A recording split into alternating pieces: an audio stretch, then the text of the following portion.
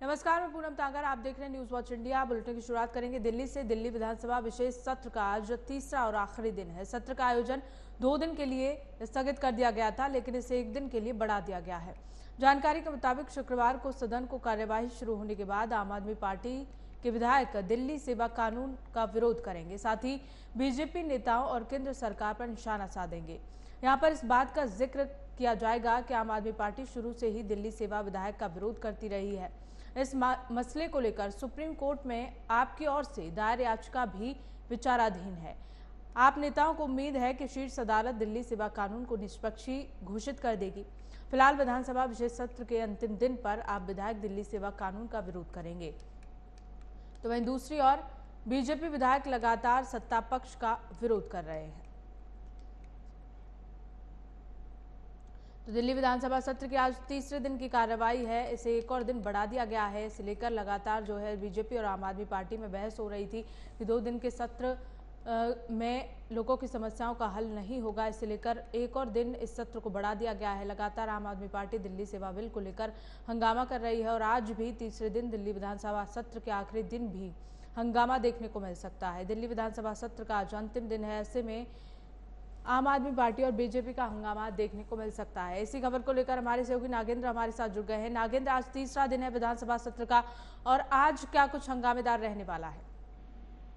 जी बिल्कुल, देखिए जी, कल के विधानसभा सत्र की बात की जाए, जिस तरह से आम आदमी पार्टी और बीजेपी के विधायकों के बीच में झड़प चलती रही और उसके बाद विधानसभा के डिप्टी स्पीकर राकीब बिरला को बीजेपी के विधायकों को मार्शल की सहायता से बाहर करना पड़ा था। तो हंगामा बहुत ज्यादा कल हुआ था, क्योंकि सरकार की तरफ से लगातार मणिपुर मुद्दे पर चर्चा करने के लिए कहा जा रहा था। तो उसमें विपक्ष की तरफ से लगातार ये कहा जा रहा था कि दिल्ली सरकार जो दिल्ली के मुद्दे हैं, स्थानीय मुद्दे हैं, उन पर चर्चा नहीं करती है, बल्कि जो अधिकार क्षेत्र से बाहर है उस पर लगातार चर्चा करने का दबाव बना रही है। तो बीजेपी विधायकों की तरफ से जब लगातार हंगामा किया गया, तो उसके बाद विधानसभा अध्यक्ष की कुर्सी पर बैठी हुई उपाध्यक्ष राखी बिरला की तरफ से 6 बीजेपी के विधायकों को मार्शल की तरफ सहायता से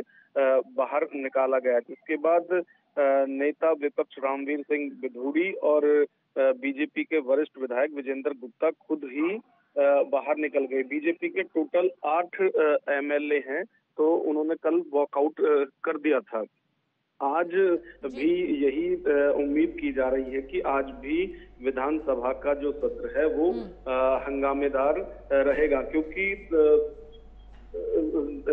लैंडस्लाइड विक्ट्री आम आदमी पार्टी की हुई थी और बहुत बहुमत से बहुत ज्यादा विधायक उनके हैं और विपक्ष में सिर्फ 8 ही एमएलए हैं। और विपक्ष की तरफ से लगातार ये भी कहा जाता है कि क्योंकि उनकी संख्या कम है, इसलिए सरकार उनके मुद्दों पर चर्चा विधानसभा में नहीं कराती है। जी, अगर नागेंद्र 2 दिन की बात की जाए तो 2 दिन दिल्ली का विधानसभा सत्र चला, उसमें किन किन महत्वपूर्ण बातों पर चर्चा की गई? देखिए, जब से दिल्ली सेवा विधेयक जो है वो पास हुआ है, वो कानून बना है प्रेसिडेंट की अनुमति के बाद से, उसके बाद ये पहला सत्र था। तो एक तो उसी पर लगातार विरोध जो है वो सरकार की तरफ से किया जा रहा था कि दिल्ली के अधिकार क्षेत्रों को कम किया जा रहा है केंद्र सरकार की तरफ से। इससे सारे दिन लगभग 2 दिन इसी पर मुद्दा रहा। फिर मणिपुर मुद्दा है और खुद यदि मुख्यमंत्री केजरीवाल की बात करें तो उन्होंने चीन का मुद्दा कल सत्र के अंदर उठाया है, मणिपुर का मुद्दा उठाया है और विपक्ष इसी का विरोध कर रही है कि जो अधिकार क्षेत्र में नहीं है दिल्ली सरकार के, उस पर लगातार क्यों चर्चा का दबाव सरकार की तरफ से बनाया जा रहा है। हालांकि ये 2 दिन का सत्र होना था। आज जो 18 तारीख का जो सत्र बुला गया है, ये विधायकों की अनुमति के बाद 1 दिन का सत्र बढ़ाया गया था। तो आज भी पूरी उम्मीद है कि विपक्ष की तरफ से विरोध किया जाएगा, क्योंकि विपक्ष प्रॉपर सत्र चाहता है। विपक्ष की तरफ से 12 नोटिस दिए हैं विधानसभा अध्यक्ष को, जिसमें उन्होंने कहा है कि जो दिल्ली के मुद्दे हैं उन पर चर्चा कराई जाए, और खास तौर से विपक्ष की तरफ से ये कहा गया है कि ये पहला विधानसभा दिल्ली की ऐसी है जिसमें कि प्रश्नकाल ही नहीं होता है और जो सत्र हैं वो प्रॉपर नहीं चलते हैं। बिल्कुल नागेंद्र, आज तीसरा दिन है और ऐसे में दिल्ली सेवा कानून का लगातार विरोध किया जा रहा है। अगर आज भी इस पर पक्ष विपक्ष के जो सहमति है वो नहीं बनती है तो क्या आगे के लिए सत्र को बढ़ा दिया जाएगा? देखिए, पिछले लगातार जब से आम आदमी पार्टी की सरकार दिल्ली के अंदर आई है, पहली गवर्नमेंट में हमने देखा कि जो नेता विपक्ष थे उस टाइम विजेंद्र गुप्ता, वो हमेशा मार्शल के कंधों पर रहे। हमेशा जब भी वो आवाज उठाते थे उनको बाहर फेंकवा दिया जाता था। तो अब की यदि बात करें इस 10 ईयर की, तो इसमें भी लगातार जो विपक्ष के नेता हैं वो जब भी कोई सवाल उठाते हैं उनको मार्शल की सहायता से बाहर फेंक दिया जाता है। तो आज भी यदि वो कुछ सवाल उठाएंगे, अपनी बात रखेंगे, वो चाहते हैं कि प्रॉपर सत्र हो विधानसभा का। यहाँ 2 या 3 दिन से ज्यादा अभी तक पिछले 7-8 साल में सत्र चला ही नहीं है, जबकि विपक्ष कहता है कि अब 10 दिन सत्र चलाइए, जो आपके मुद्दे हैं उन पर भी चर्चा हो और जो दिल्ली के मुद्दे हैं उन पर भी चर्चा हो, जो विपक्ष चाहती है उन पर भी चर्चा हो। हालांकि ये सब केजरीवाल सरकार विपक्ष की बातें नहीं सुन रही है। सिर्फ 2 या 3 दिन का सत्र चलता है, न मानसून सत्र होता है, न शीतकालीन सत्र होता है, न सिर्फ बजट सत्र होता है। ये विपक्ष लगातार आरोप लगाती रही है कि सत्र जो वो प्रॉपर चलना चाहिए। जी बिल्कुल नागेंद्र, बने रहिए हमारे साथ। इसी बीच अगली बड़ी खबर का रुख कर लेते हैं। नक्सलियों को कस्टडी रिमांड में लेने की कोर्ट में अर्जी, एटीएस स्पेशल कोर्ट में दाखिल की गई अर्जी। एटीएस की रिमांड अर्जी पर कल सुनवाई होगी। एटीएस कोर्ट ने 5 आरोपियों को कल तलब किया है। तो बड़ा अपडेट, नक्सलियों को कस्टडी रिमांड में भेजा गया। एटीएस स्पेशल कोर्ट में दाखिल की गई अर्जी और इसे लेकर एटीएस की रिमांड अर्जी पर कल सुनवाई होनी है। 5 आरोपियों को कल तलब किया जाएगा। एटीएस कोर्ट ने 5 आरोपियों को कल तलब किया है और उस पर कल सुनवाई होनी है। तो बड़ा अपडेट, जहां नक्सलियों को कस्टडी रिमांड में लेने की कोर्ट में अर्जी दाखिल की गई है और इसे लेकर एटीएस स्पेशल कोर्ट में यह अर्जी दाखिल की गई।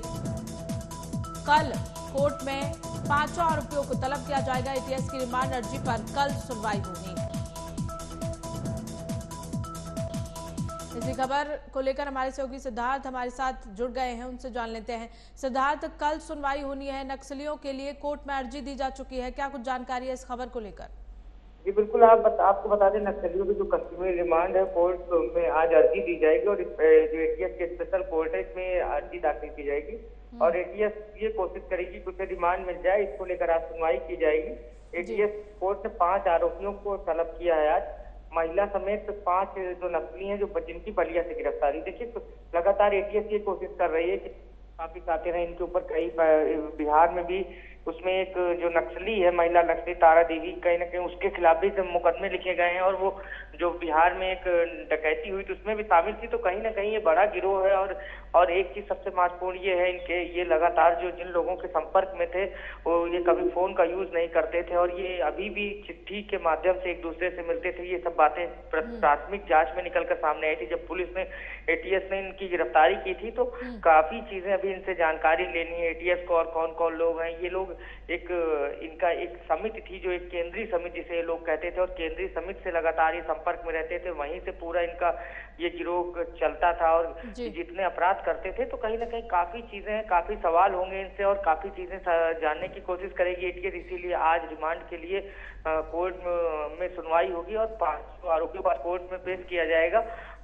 लेकिन एक चीज सबसे महत्वपूर्ण है, इतना बड़ा जो ये लोग संगठन चला रहे थे उसमें सबसे महत्वपूर्ण चीजें जो निकलकर सामने आई है जांच के प्राथमिक जांच में, कि ये लोग कभी मोबाइल का यूज ही नहीं करते थे। ये लगातार चिट्ठी उपयोग करके संपर्क में रहते थे और इनके जो सरगना है वो केंद्रीय समिति जैसे बने थे, वहां से पूरी तरीके से इनको पूरी तरीके से वहां से इस गिरोह का संचालन होता था। जी बिल्कुल। ये कब कितने बजे कल पहुंचेंगे 5 आरोपी कोर्ट में सिद्धार्थ? जी बिल्कुल, आपको बता दें आज 12:30 बजे इन आरोपियों की पेशी होगी। कहीं ना कहीं आज 12:30 बजे इन आरोपियों की पेशी की जाएगी और उसके बाद फिर कोर्ट में सुनवाई होगी। उसके बाद वो जो एटीएस है उसको उम्मीद है कि उनको कहीं ना कहीं रिमांड मिल सकती है। अब देखना ये है, कोर्ट के फैसला आने के बाद ही हम कुछ कह सकते हैं कि क्या रिमांड मिलती है नहीं। लेकिन जो एटीएस है उसको वो पूरी तरीके से इसको लेकर आश्वस्त है कि उनको रिमांड मिलेगी और काफी लोग जो इनकी मददगीर थे उनको और कौन कौन लोग मददगीर थे ये भी इसकी भी जांच करी जाएगी और दर पर चीजें खुलती जाएंगी और कौन लोग इनके मददगीर हैं। आप यूपी में कौन लोग इनकी मदद कर रहे हैं और प्रदेशों में इनके कितने लोग हैं, इनके सरगना कितने सदस्य हैं, तो काफी चीजों की जांच की जाएगी। जी चलिए, बहुत बहुत शुक्रिया सिद्धार्थ हमारे साथ जुड़ने के लिए। अगली खबर का रुख करेंगे। कांग्रेस नेता राहुल गांधी का लेह लद्दाख दौरा अब 2 दिन से बढ़कर 25 अगस्त तक हो गया है। पार्टी सूत्रों ने बताया कि कांग्रेस नेता राहुल गांधी का लद्दाख दौरा 25 अगस्त तक बढ़ा दिया गया है। जानकारी के अनुसार 20 अगस्त को पेंगोंग झील पर अपने पिता और पूर्व प्रधानमंत्री राजीव गांधी का जन्मदिन मनाएंगे। अनुच्छेद 370 को हटने के बाद जम्मू कश्मीर को केंद्र शासित प्रदेशों लद्दाख और JK में विभाजित किए जाने के बाद राहुल ये पहली लद्दाख यात्रा करेंगे। अपने प्रवास के दौरान वो कारगिल मेमोरियल भी जाएंगे और युवाओं से बातचीत करेंगे। सूत्रों की माने तो राहुल गांधी लेह में एक फुटबॉल मैच भी देखेंगे। इसी खबर को लेकर हमारे सहयोगी नागेंद्र भाटिया हमारे साथ जुड़ गए हैं। नागेंद्र, अब राहुल गांधी का दौरा बढ़ा दिया गया है। जी बिल्कुल, देखिए आर्टिकल 370 हटाए जाने के बाद से लद्दाख दौरे पर पहली बार राहुल गांधी गए हैं। 2 दिन का उनका प्रोग्राम था 17 और 18 अगस्त का। जब उन्होंने वहां जिस तरह से कार्यकर्ताओं का जोश देखा है, उनका स्वागत हुआ है, उसके बाद उन्होंने 1 सप्ताह का जो दौरा है वो कर दिया है और कांग्रेस ने कहा है कि अब जो पहले 17 और 18 अगस्त का उनका दौरा था अब वो 25 अगस्त तक वहीं पर रहेंगे। तो इसमें 20 अगस्त जो है उस दिन राजीव गांधी जो उनके पिता हैं उनका जन्मदिन है, तो वो पेंगोंग लेक पर ही जन्मदिन मनाएंगे। साथ ही साथ जो कांग्रेस के कार्यकर्ता हैं आम चुनाव से पहले उनके साथ बैठक करके उनको निर्देशित करेंगे कि किस तरह से 2024 के लिए तैयार रहना है। ये भी माना जा रहा है कि फुटबॉल मैच जो है वहां होगा, उसको भी वो देखेंगे, क्योंकि अपने कॉलेज के टाइम पे राहुल गांधी खुद फुटबॉलर रहे हैं और जो उनके घुटने की चोट जिसका वो बार बार जिक्र करते हैं वो फुटबॉल खेलते हुए ही लगी थी। कांग्रेस की तरफ से ये भी दावा किया जा रहा है कि भारत जोड़ो यात्रा के वक्त ही उनको लद्दाख भी जाना था, लेकिन क्योंकि उस वक्त उनके घुटने में ज्यादा दर्द था तो उसको देखते हुए उस वक्त लद्दाख दौरा उनका रद्द कर दिया गया था। लेकिन अब वो 25 अगस्त तक लद्दाख में ही रहने वाले हैं और वहां के जो आसपास के एरिया है वहां पर जाएंगे। और ये भी कहा जा रहा है कि जो कारगिल स्मारक है उस पर भी वो वहां जाकर श्रद्धांजलि देंगे। बिल्कुल, बहुत बहुत शुक्रिया नागेंद्र हमारे साथ जुड़ने के लिए, तमाम जानकारी साझा करने के लिए। इसी बीच खबरों में आगे बढ़ेंगे। सहारनपुर में एक दिन पहले जिला अस्पताल से चोरी हुआ बच्चा पुलिस ने बरामद कर लिया है। पुलिस ने हरियाणा के अंबाला से बच्चे को बरामद किया। थाना जनकपुरी पुलिस ने कड़ी मेहनत कर बच्चे को सकुशल बरामद कर लिया है। न्यूज वॉच इंडिया ने प्रमुखता से इस खबर को दिखाया था, जिसके बाद पुलिस ने 24 घंटे के अंदर बच्चे को बरामद किया। वरिष्ठ पुलिस अधीक्षक SP सिटी सहित जनकपुरी पुलिस ने बच्चे को सकुशल परिजनों को सौंप दिया है।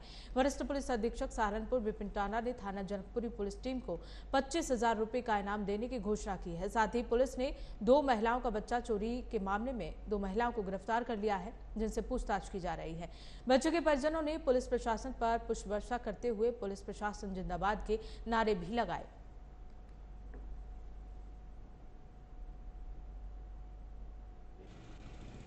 अजय उठ का था ये सुबह 5 बजे में सो रही थी, लड़ी से उन पर ठहर लिया था। तो आज क्या हुआ है? आज जी बच्चा पुलिस प्रशासन ने ढूंढ कर आन दिया हमारा बच्चा। जी कल पुलिस को सूचना मिली कि जो सदर अस्पताल है इसमें से एक महिला का 1 दिवसीय जो बच्चा है वो गुम हो गया, जो कि 1 ही दिन पहले जिसका जन्म हुआ था।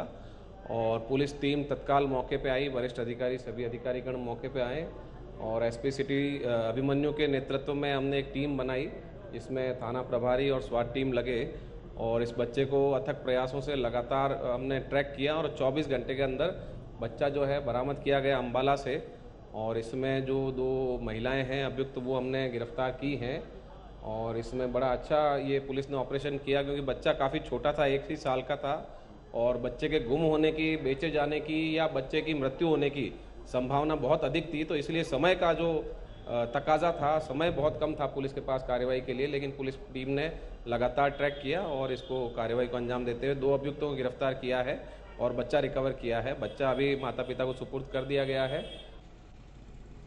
तो हिंदू पक्ष ने ज्ञानवापी को लेकर चल रहे कानूनी विवाद को आपसी बातचीत से सुलझाने के प्रस्ताव पर अंजुमन इंतजामिया कमेटी की सहमति के बाद ज्ञानवापी मामले में हिंदू पक्ष के वकील हरिशंकर जैन ने खारिज कर दिया है। उन्होंने किसी तरह के समझौते को खारिज करते हुए कहा कि हिंदू पक्ष काशी में भोलेनाथ की 1 इंच जमीन पर कोई समझौता नहीं करेगा। उन्होंने मुसलमानों को माफी मांगने और कब्जा हटाने की सलाह भी दी है। हिंदू पक्ष के वकील का कहना है कि 23 सीपीसी में स्पष्ट प्रावधान है कि जब तक सभी पक्ष सहमत नहीं हो जाते तब तक कोई समझौता नहीं हो सकता। जो मुद्दे समाज और देश से जुड़े हों उन पर कोई एक व्यक्ति या पार्टी अकेले समझौता नहीं कर सकती। इस मामले में अदालत के बाहर समझौता संभव नहीं है।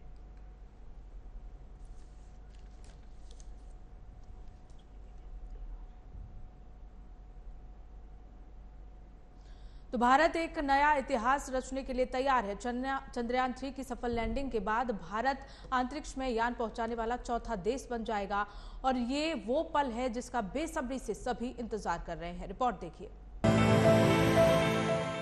इसरो ने चंद्रयान 3 मिशन के एक अहम पड़ाव को पार कर लिया है। चंद्रयान से अलग होकर लैंडर विक्रम अब अकेले ही चांद की ओर बढ़ रहा है। तकनीकी भाषा में कहे तो प्रपोजनल मॉड्यूल के साथ सफर कर रहा लैंडर अब अलग हो चुका है।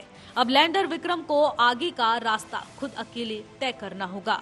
विक्रम लैंडर ही 23 अगस्त को शाम 5:25 पर चांद पर लैंड करेगा।